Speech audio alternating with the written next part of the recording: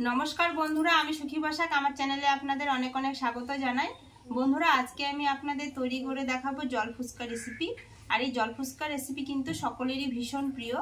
तो जल फुचका रेसिपि तैरी करार जोन्नो की की उपकरण नियेछि आपनादेर बोले देब। नियेछि एक बाटिर मतो गमेर आटा। এই গমের আটাটা কিন্তু বাড়ির। আর এখানে নিয়েছি হাফ বাটিরও কম সুজি। তো আজকের ফুচকাটা সুজি আর গমের আটা দিয়ে তৈরি করব।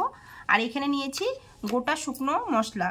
এখানে নিয়েছি গোটা জিরে, ধনে, মৌরি আর এখানে কিছু গরম মশলা, দারচিনি, ছোট এলাচ আছে। আর নিয়েছি মানে 6 থেকে 7টার মতো শুকনো লঙ্কা। আগে থেকে আমি থালার মধ্যে ছোলা আর মটর ভিজিয়ে সেদ্ধ করে নিয়েছি, আলুও সেদ্ধ করে নিয়েছি। এরপর একটা বড় গামলার মধ্যে এক বাটি আটা ঢেলে নিলাম। এরপর যে হাফ বাটিরও কম সুজিটা আছে এটা কিন্তু জল দিয়ে ভালো করে একটুখানি ধুয়ে নেব। আর এইভাবে সুজিটা একটুখানি ধুয়ে নিলে সুজিটা অনেকটা ভিজে নরম হয়ে আসে আর মানে ফুচকাগুলো কিন্তু খুব সুন্দর হয়। সুজির জলটা মানে ফেলে দিলাম ধুয়ে। এরপর সুজিগুলো আমি জল চেপে চেপে সেই আটার মধ্যে নিয়ে নেব। আর সুজি আর আটা দিয়ে কিন্তু খুব সুন্দর ফুচকা তৈরি হয়। এর মধ্যে আমি সামান্য একটুখানি লবণ দিলাম। এরপর সুজি আর গমের আটাটা ভালো করে কিন্তু মেখে নেব। অল্প অল্প করে জল দিয়ে মেখে নেব, না হলে কিন্তু একবারে জল দিলে নরম হয়ে যেতে পারে ডোটা।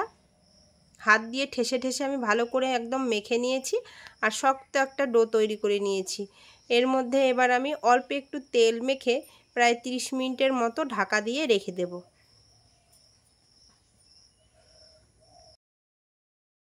এইদিকে উনুনটা ধরানো হয়ে গেছে, কড়াইটা বসিয়ে দিলাম। কড়াইটা ভালো করে গরম করে নেব। আর ফুচকার মশলার জন্য এখানে কিছু গোটা মশলা শুকনো কড়াইয়ে কিন্তু হালকা করে ভেজে নেব। খুব বেশি কিন্তু ভাজার দরকার নেই, তাহলে মশলাটা একদম পোড়া পোড়া গন্ধ করবে। হালকা করে ভেজে নিয়ে একটা প্লেটের মধ্যে ঢেলে নিলাম। এরপর ওই কড়াইয়ের মধ্যে দিয়ে দেব সাদা তেল। তেলটা এদিকে আস্তে আস্তে গরম হবে। মশলাটা আমি গুঁড়ো করে নেব মিক্সচারের মধ্যে।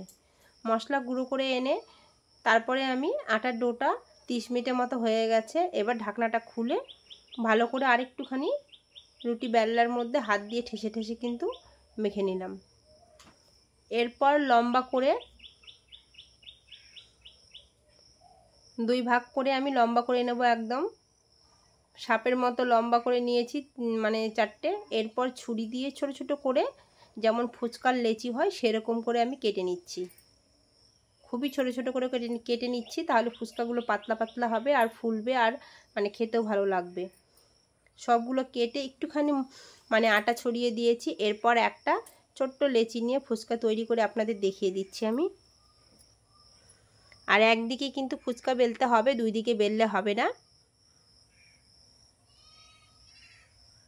খুব বেশি বড় করলাম না, মাঝারি সাইজের ফুচকাগুলো করে নিচ্ছি, তাহলে খেতে সুবিধা হয়। আর বেশি বড় করলে খুব অসুবিধা হয়, মুখের মধ্যে মানে ভরতে চায় না।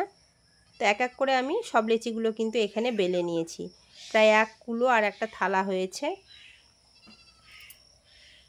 আর আগে থেকে তো তেলটা গরম করতে দিয়েছি, তেলটা গরম হয়ে গেছে, আঁচটা কিন্তু কমিয়ে নিয়েছি। এরপর একটা একটা করে ফুচকা দিয়ে ফুচকাগুলোকে ভেজে নেব। আর ফুচকাগুলো দেখুন কত সুন্দর ফুলছে। একটু লাল লাল করে ভেজে নেব, কারণ বেশি কড়া করে ভাজলে ফুচকাগুলো খেতে ভালো লাগে।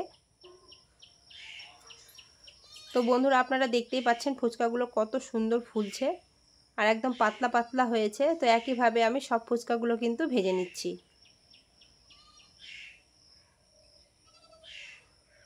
ফুচকাগুলো আমার ভাজা হয়ে গেছে আর দেখতে কত সুন্দর লাগছে দেখুন, একদম পাতলা পাতলা হয়েছে আর একদম ফুলকো ফুলকো হয়েছে ফুচকাগুলো। মাঝে মধ্যে একটা দুটো ফোলেনি, তবে বেশিরভাগটাই কিন্তু ফুলেছে আর খুব সুন্দর হয়েছে ফুচকাগুলো, আপনারা দেখে নিশ্চয়ই বুঝতে পারছেন। এরপর ফুচকার মানে খাওয়ার জন্য আলু সেদ্ধটা মেখে নেব। আলুগুলো ছিলে নিয়েছি। এখানে আমি কাঁচা লঙ্কা নিয়েছি, আপনারা চাইলে এখানে সেদ্ধ লঙ্কা দিতে পারেন। তো আমার সেদ্ধ করতে মনে ছিল না, তাই কাঁচা লঙ্কা দিয়ে মেখে নিলাম। লঙ্কা লবণ দিয়ে ভালো করে কিন্তু আলুটা একদম মেখে নিলাম। এরপরে এখানে দিয়ে দেব সেদ্ধ করে রাখা মটর আর ছোলা, দিয়ে ভালো করে আবারও মেখে নিলাম। আর এর মধ্যে দেব যে মশলাটা আমি শুকনো কড়াইয়ে ভেজে গুঁড়ো করে নিয়েছি, সেখান থেকে 1 চামচের মতো মশলা দিলাম। আর একটুখানি তেঁতুলের কাঠ দিয়ে দিলাম। আর একটুখানি দিয়ে দিলাম লেবুর রস, তাহলে খেতে আলু মাখাটা ভালো লাগবে। আর এখানে আমি লঙ্কার পরিমাণটা কমই দিলাম, যেহেতু আমার মেয়েরা খাবে, তো আমরা যখন খাবো একটুখানি আরও লঙ্কার মশলাটা দিয়ে দেব। এর মধ্যে আপনারা লঙ্কার গুঁড়োও দিতে পারেন, তবে লঙ্কার গুঁড়ো দিলে বেশি ঝাল হবে আর ছোট বাচ্চা তো খেতে পারবে না, সেই কারণে আমি কম দিলাম। এরপর আমি ফুচকার জলটা তৈরি করে নেব। প্রথমে তেঁতুলগুলো আমি আগে থেকে ভিজিয়ে রেখেছিলাম, তো তেঁতুলের কাঠটা আমি বের করে নিলাম। এরপর ওখানে দিয়ে দিলাম 2 চামচের মতো লবণ, আর দিয়ে দিলাম হাফ চামচের মতো বিট লবণ। এরপর কিন্তু এখানে আমি জল ঢেলে দেব।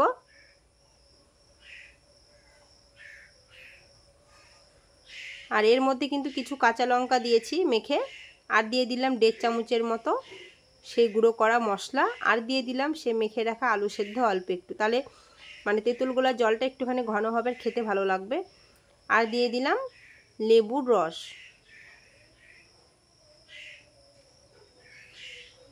তো ফুচকার জলটা দেখে কিন্তু জিভের মানে জল চলে আসছে বন্ধুরা। তো এদিকে আমার জলটা একদম রেডি হয়ে গেছে, আর ওদেরকে এখন আমি খেতে দেব। ফুচকা ভাজতে ভাজতে আমার কিন্তু বেলা চলে গেল বন্ধুরা, তো ওরাও খাওয়ার জন্য ছটফট করছে। তো 2-3টের মতো ফুচকা ভেঙে আলু মাখার উপরে দিয়ে দিলাম, তাহলে খেতে কিন্তু ভালো লাগবে। ফুচকাগুলো খুব সুন্দর একদম মুড়মুড়ে হয়েছে। তো ভেঙে অল্প করে আলু সেদ্ধ দিয়েছি, মানে যেহেতু ঝাল হয়েছে একটু একটু, তো ওদেরকে খাওয়ার জন্য বাটি দিলাম না, কলার পাতা এনেছি, তো কলার পাতা ভাজ করে দিয়ে দিলাম। তো ওগুলোর মধ্যে খাবে ওরা দুজনে। প্রথমে মেয়েকে দিলাম, তারপরে এই বুনুটাকে দেবো। ও একদম খালি গায়ে আজকে চলে এসছে, গরমের জন্য ও জামা পরেনি, ফুচকা খাওয়ার জন্য বাড়িতে আর যাবেই না ও।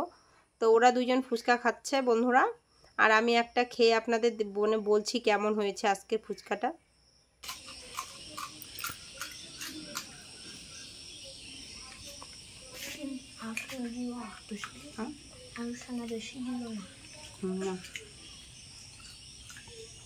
বন্ধুরা আমি একটা খেয়ে বলছি কেমন হয়েছে।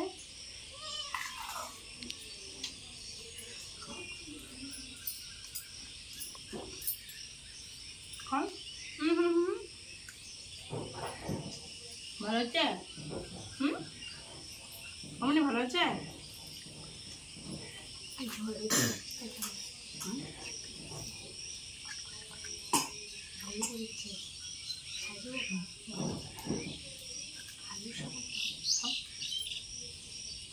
প্রত্যেকটা ফুচকা কিন্তু খুব সুন্দর হয়েছে, একদম মুচমুচে হয়েছে।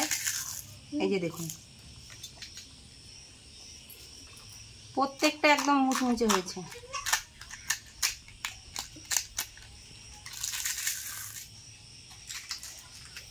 বন্ধুরা আজকের ফুচকা রেসিপিটা আপনাদের কেমন লেগেছে অবশ্যই কিন্তু কমেন্টে জানাবে। ভালো লাগলে লাইক শেয়ার সাবস্ক্রাইব করে দিয়ে পাশে থাকা বেল আইকনটা অবশ্যই প্রেস করে দেবে নিত্য নতুন ভিডিও পেতে। আজকের মতো এই পর্যন্ত, আবার দেখা হবে অন্য কোনো রেসিপিতে। আপনারা ভালো থাকবেন, সুস্থ থাকবেন, সাবধানে থাকবেন।